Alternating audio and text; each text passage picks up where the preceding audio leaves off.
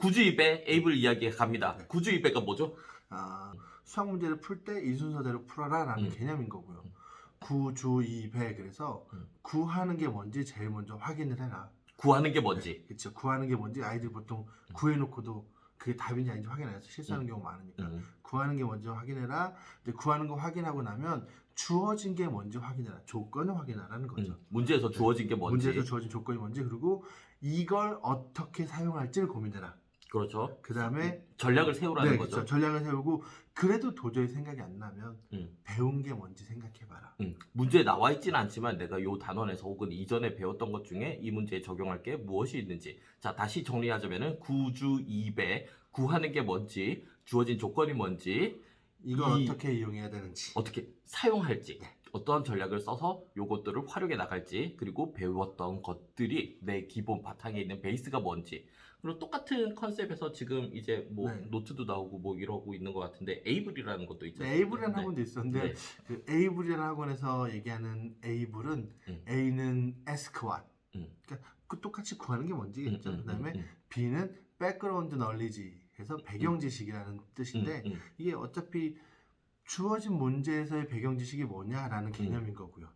그다음에 L은 logical thinking이라 그래서 논리적으로 생각해라. 근데 구하는 게 뭔지 어떻게 보고 쓸지, 그치, 전략을 세울지. 네. 근데 마지막 말이 가장 저는 마음에 들었는데 E가 initial calculator라 그래서 계산을 확인해라. 확인 과정을 거쳐라 라는 말이었거든요. 그렇죠.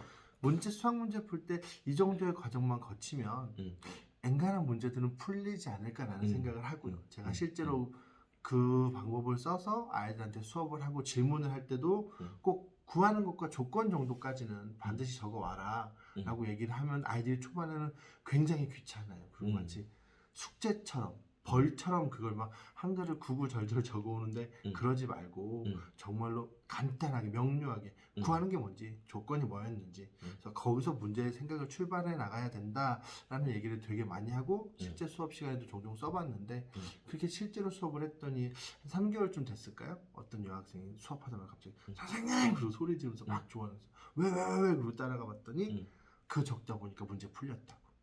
그렇죠.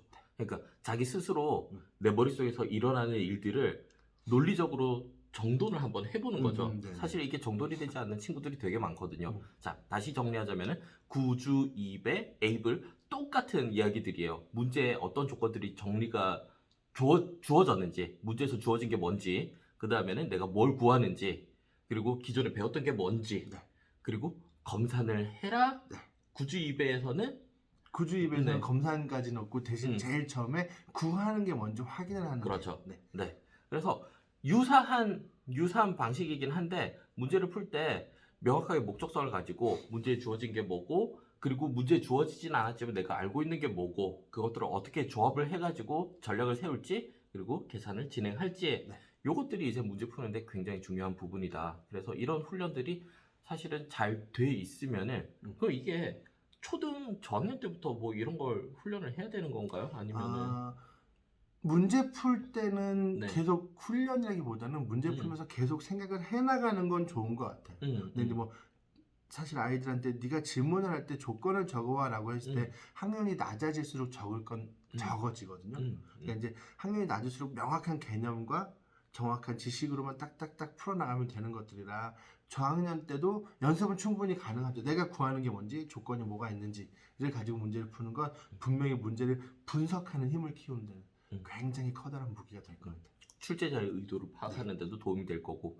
자, 그러면은 모든 문제에 대해서 이걸 막 기계적으로 적을 필요는 없어요. 그러면은 또 노동이 돼버릴 테니까 내가 잘 안 풀리는 거에 이제 혹은 자주 실수하는 유형에 대해서는 한 번쯤은 정리를 해가면서 내 머릿속에서 무슨 일이 일어나는지 시각적으로 한번 보면은 도움이 크게 될 거다.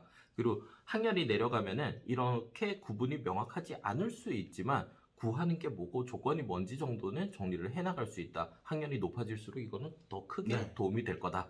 네, 여기까지 하겠습니다. 감사합니다.